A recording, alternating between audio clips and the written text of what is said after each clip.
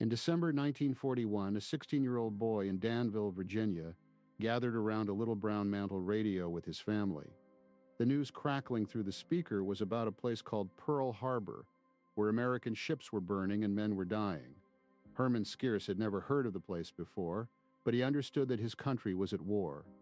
2 weeks later, he stood in line at the Danville post office and lied to the Army recruiter, claiming he was 19. They never checked. Within hours, he was on a bus to Richmond, bound for Camp Lee.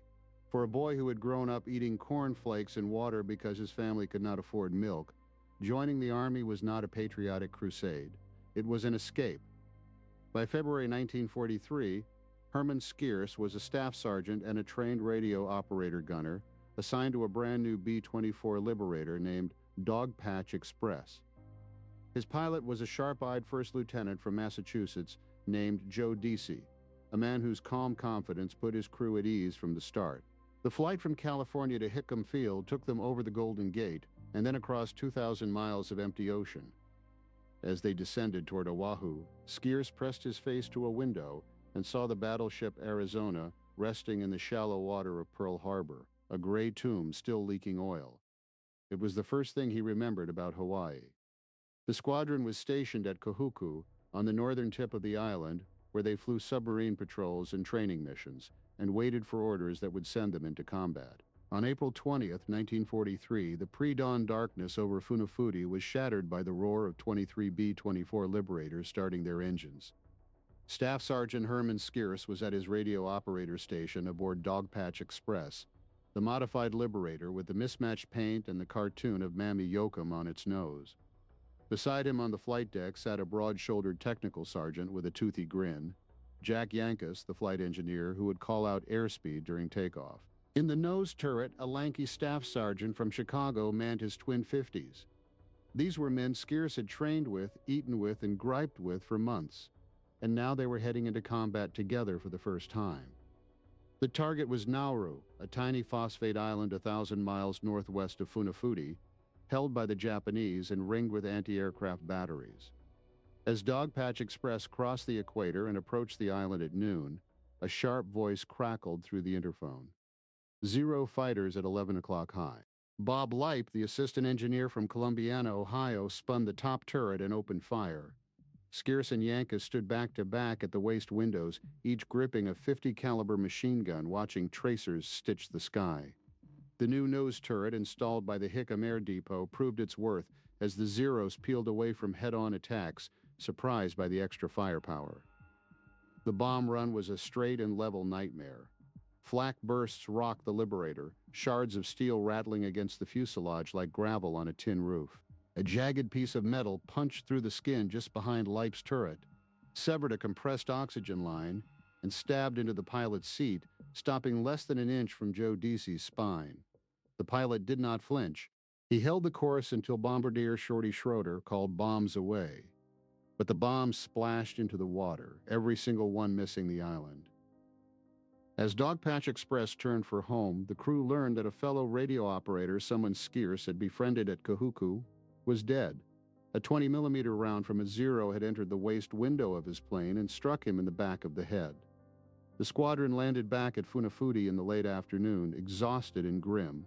Ground crews counted the holes in Dogpatch Express and patched the severed oxygen line.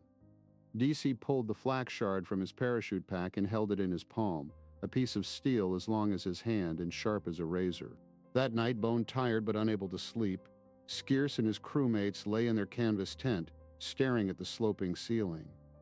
They had earned exactly 1 combat mission credit for their 12-hour ordeal, and the cost had been 1 dead, 12 wounded, and the bitter knowledge that their bombs had not touched the target. Just after midnight, the air raid sirens screamed across Funafuti. Men scrambled from their tents into the dark as the unsynchronized drone of Japanese bombers grew louder. Skeers and his crew piled into a shallow hole near their tent, the only cover within reach. The earth shook as bombs walked toward them, each explosion closer and louder than the last. A staff sergeant he did not recognize dove under a parked ordnance truck nearby, and Skeers squeezed his eyes shut, pulling his helmet down with both fists. A bomb struck the ordnance truck with a terrible crack, ripping it apart. Parts of bodies lay scattered across the coral. In the same instant, a hissing metal cylinder landed directly on the ball turret gunner, who was folded into the hole with the rest of the crew. For a long, frozen moment, no one breathed. Then the gunner whispered that it was a fire extinguisher, blasted from the truck by the blast. The men climbed out of the hole into a nightmare of burning aircraft, screams, and the thick stench of cordite. One B-24 was completely destroyed, its engines lying on the runway like dead animals. Another had its tires shredded and its plexiglass nose shattered. At dawn, Skeers walked back to the flight line. The ordnance truck was a twisted wreck, and corpsmen were lifting the dead from the rubble. He watched as one body was pulled clear. The staff sergeant who had taken cover beneath the truck. Skeers could see the man's stripes, but not his face. The top of his head was gone. Nearby, another man sat slumped against a tree with a neat, rectangular hole in his forehead. A Life magazine photographer stood nearby, capturing the carnage on film for an issue that would reach the States weeks later. On April 22nd, Dogpatch Express took off from Funafuti and headed back to Hawaii, leaving behind the smoldering wreckage and the fresh graves. The flight home was quiet. Skeers sat at his radio table, watching the ocean scroll past the small window, thinking about Harold Brooks. He thought about the men under the truck, about the fire extinguisher that could have been a bomb, about the flak shard that had missed Deasy's spine by less than an inch. He was still 17 years old, and he had just completed one combat mission. 29 more stood between him and home. Back at Kahuku, the squadron resumed its routine of patrols and training flights, but nothing felt the same. The new crews arriving from the States looked clean and eager, and the veterans of the Nauru mission kept their distance. They had learned what the briefing officers never mentioned, that the enemy was skilled and aggressive, that flak was accurate, that bombs could miss, and that a man could be alive at noon and dead by 1 o'clock. Skeers and his crewmates did not talk much about what they had seen. They did not have to. The shared knowledge hung between them, unspoken, as they gassed up Dogpatch Express for the next flight and waited for the next mission. On May 7, 1943, the squadron received urgent orders: deploy to Midway Atoll. A possible Japanese attack was expected, and every available B-24 was needed at the island base, 1,700 miles west of Oahu. Official orders for the deployment carried a distinctive red wax seal stamped with the motto, "We'll hold Midway till hell freezes over," a stark reminder of the stakes. Skeers and the crew of Dogpatch Express loaded their gear and flew the 7.5-hour hop to the atoll's glaring white coral runways. For a week, the crews sat on alert. Each morning, they boarded their planes, ran up the engines, and waited for the order to take off against the Japanese fleet. But the order never came. The false alerts wore down their patience, and boredom settled over the base. On May 15th, the squadron was finally ordered to strike Wake Island instead. Dogpatch Express flew in the second wave, and by the time they arrived over the target, the first wave had drawn the full weight of the Japanese defenses. Lieutenant Tom Esmond's B-24 was hit hard and forced to ditch in the ocean, his crew rescued by a Navy subchaser, but Skeers's plane sailed through untouched, dropping its bombs and turning for home without a single hole in its skin. 12 days later, on May 27th, the crew was awakened before dawn for a search mission. A B-24 from the 530th Bomb Squadron had vanished en route to Australia, and 2 planes from the 42nd were assigned to find it. Deasy took Daisy May, and Lieutenant Russell Phillips, who had barely survived the Nauru mission in Superman, took the Green Hornet, a plane the crews called Jinxed Sluggish, a tail dragger. The 2 Liberators flew side by side for 800 miles south of Oahu, then split up to search 5-degree legs at 1,000 feet above the water. The search found nothing. Deasy landed at the Navy base on Palmyra Island for fuel and rest, intending to resume at dawn. But before midnight, a sailor woke Skeers with urgent news. The Green Hornet was overdue and presumed down. Skeers retrieved his radio log, calculated the last known position, and Deasy took off again at first light to search for his own squadron mates.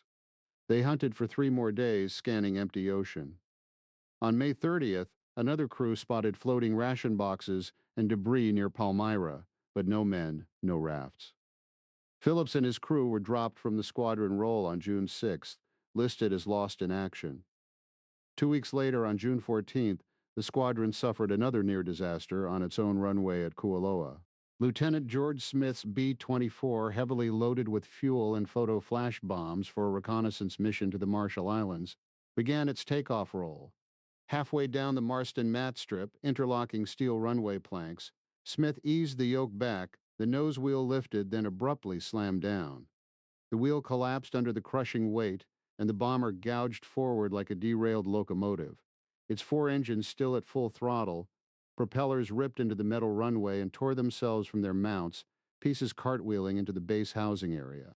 The plane veered off the runway and slid into a ditch, engines on fire.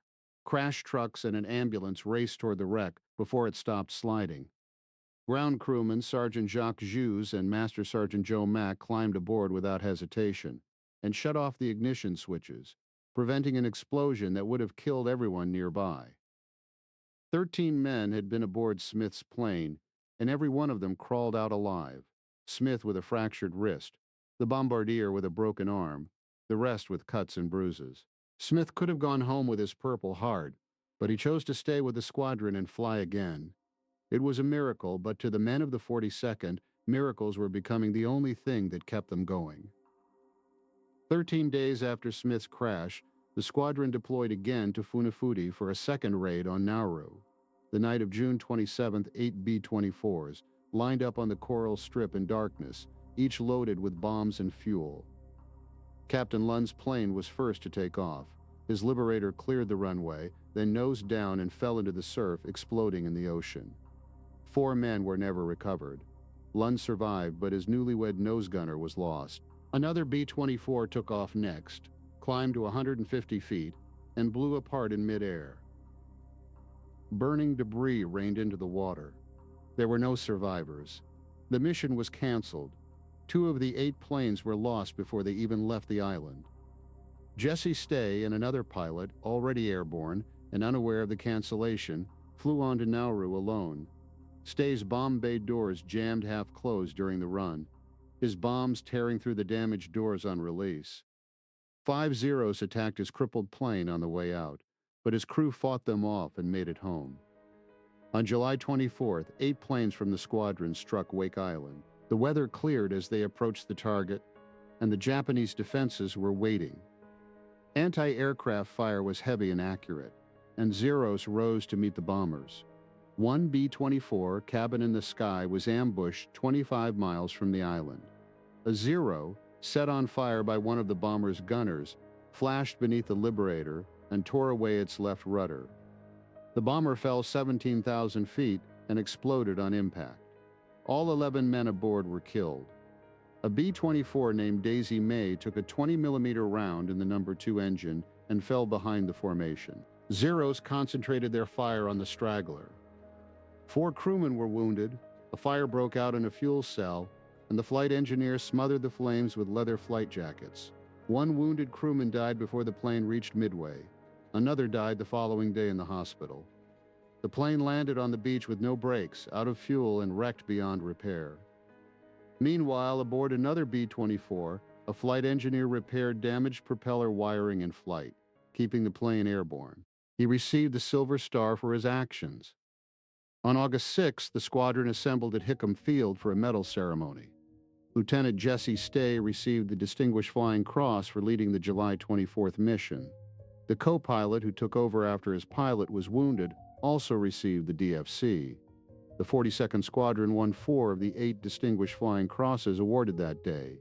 In a letter to the squadron commander, the commanding general wrote that giving the 42nd a mission was assurance of complete success. The words felt good to men who had lost friends over Wake and Nauru, but they knew the cost was written in empty bunks and missing names. That summer, the July 5th issue of Life magazine arrived on the island. It carried a letter from General Willis Hale praising the April Nauru raid as a great success. The article listed 12 wounded and no one killed. The men who had been there knew the truth. Harold Brooks was dead, killed by a 20-millimeter round over Nauru. His name appeared elsewhere in the same issue, in fine print, listed among nearly 13,000 Americans killed in action to that date. The magazine was passed around in silence and then set aside. The squadron was becoming a seasoned fighting unit, hardened by loss and wary of official praise. On September 18, 1943, Lieutenant Delk, the lead navigator, realized he was hopelessly lost somewhere over the Pacific. The entire formation of B-24s turned back without dropping a single bomb. Squadron Commander Major Cooper ordered Delk to the back of the plane, and word spread quickly that he was busted down to second lieutenant and reassigned to mess hall duty. The next day, September 19th, the squadron tried again, this time with a competent navigator in the lead 24 Liberators. The biggest mission yet in the Central Pacific droned toward Tarawa. Each plane carried 9 500-pound bombs aimed at Betio Island's runway and oil dump. A stowaway Marine aboard one bomber helped pass ammunition to the gunners, cursing the Japanese pilots with such enthusiasm that the crew said he was worth his weight in moral support. 5 to 10 Zeros rose to intercept, making 35 passes. But the American gunners drove them off and all 20 planes returned safely. Through October and into November, the squadron pounded Tarawa again and again. The airmen knew the Marines were coming, and they wanted their buddies on the ground to face as few Japanese as possible. On November 13th, Dogpatch Express flew its last mission before the invasion, dropping bombs on Betio while the gunners took photographs of the island's defenses. Lieutenant Charles Friedrich's B-24 Virginia Bell flew beside them all the way home, her painted blonde with the letter in her hand, visible against the orange sunset. At half an hour before midnight, 105 miles from Funafuti, Virginia, Bell disappeared. Navy radar operators picked up a plane passing within 50 miles of the island, but radio calls went unanswered. Fighter planes launched to guide Friedrich home found nothing, and searches over the next several days found nothing either. 10 men, including Skeerce's friends Neil Putnam and Charles Walsh, were gone without a trace. 2 days later, on November 15th, Lieutenant George Deschert prepared for a strike on Jaluit Atoll. DC had assigned Skeerce to fly with Deschert as a radar instructor, hoping to prevent another incident of breaking radio silence. Skeerce had witnessed Deschert's bad landing at Hickam months before and wanted no part of his crew, but orders were orders. He boarded Naughty Nanette and showed the radio operator how to interpret the island blips on the radar screen. The bombs missed Jaluit entirely, every single one splashing into the lagoon or the ocean beyond. On the return flight, a fuel transfer pump failed, and engine number 3 sputtered and died. Deschert refused to break radio silence for help, and the remaining 3 engines were minutes from starvation. The pilot dove hard for Nanumea, the nearest island strip, but when the landing gear dropped, the nose wheel refused to lock. An ammunition box had been carelessly wedged into the wheel well. The main gear touched down, and as the bomber slowed, the nose dropped and smashed into the coral runway with a grinding roar. Plexiglass shattered, metal ripped, and the plane slid to a stop in a shower of sparks. The assistant engineer jumped from a waist window and broke his collarbone, but the rest of the crew scrambled out the top hatch and ran. In the pitch darkness, they gathered on the coral strip, dazed but alive, the wrecked Liberator hissing and popping behind them. The next morning, DC Catanzarite and Yankees flew over from Funafuti to retrieve Skeerce, who climbed aboard without a word about why he had refused to fly back with Deschert's crew. 3 days later, on November 20th, Skeerce and Jack Yankees gathered in the intelligence hut on Funafuti to listen to the Marine Corps radio frequency as the invasion of Tarawa began. They expected reports of a quick victory, but instead heard desperate transmissions, receiving heavy fire all along beach, unable to land. Casualties heavy. The airmen had bombed Tarawa for weeks, believing they had softened the defenses, but the Japanese were still there, waiting. Skeerce walked out of the hut into the blazing sun, fighting back tears. Skeerce sat in the back of Dogpatch Express as it lifted off from Nanumea, the wreckage of Naughty Nanette shrinking behind him. He watched the island fade into the haze, thinking about the ammo box that had cost them a plane, about the assistant engineer's broken collarbone, about Deschert's refusal to use the radio. The memory of the Marines huddled around the radio on Funafuti, listening to the horror unfolding at Tarawa, pressed into his mind. He had lost friends, watched planes fall from the sky, survived air raids and flak bursts, and now he understood that nothing was guaranteed. The road to 40 missions stretched ahead of him, uncertain and deadly. He made a quiet promise to himself. He would see it through, one mission at a time, and he would come home. Herman Skierce completed his 40 combat missions and returned to the United States in March 1945, stepping off the ship in San Francisco and traveling back to Danville, Virginia. Joe Deasy returned home to Framingham, Massachusetts, and Jack Yankus went back to Easton, Pennsylvania. Ed Hess returned to Chicago, and Bob Leip, who had stood beside Yankus at the waist guns on that first mission, was killed on Lieutenant Deckert's final flight over Jaluit. His family would not learn the full story of his sacrifice for another 60 years.